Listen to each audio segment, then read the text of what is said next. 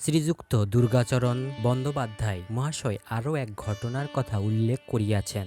তিনি বলিয়াছেন, ব্রহ্মচারী বাবার প্রিয় শিষ্য পেনশনপ্রাপ্ত সেরেস্তাদার শ্রীযুক্ত মদনমোহন চক্রবর্তী মহাশয় ও আমার ভাত্রা শ্রীমান রাধাচরণ বন্দ্যোপাধ্যায় যখন বারোদিতে ব্রহ্মচারী আশ্রমের প্রাঙ্গণে বিল্ল বৃক্ষের নিচে অবস্থান করতেছিলেন, তখন একদিন দিবাভাগে হঠাৎ আকাশমণ্ডল নিবিড় ঘনঘটায় আচ্ছন্ন হইয়া মুষলধারায় বৃষ্টি হইতে লাগিল এবং প্রবল বেগে ঝড় বহিতে আরম্ভ করিল।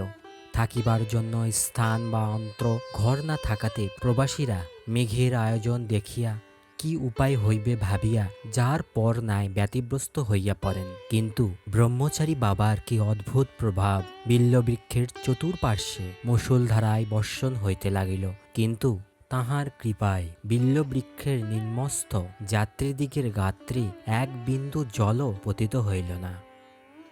ঘটনাটি ধর্মসার সংগ্রহ বই থেকে সংগ্রহকৃত।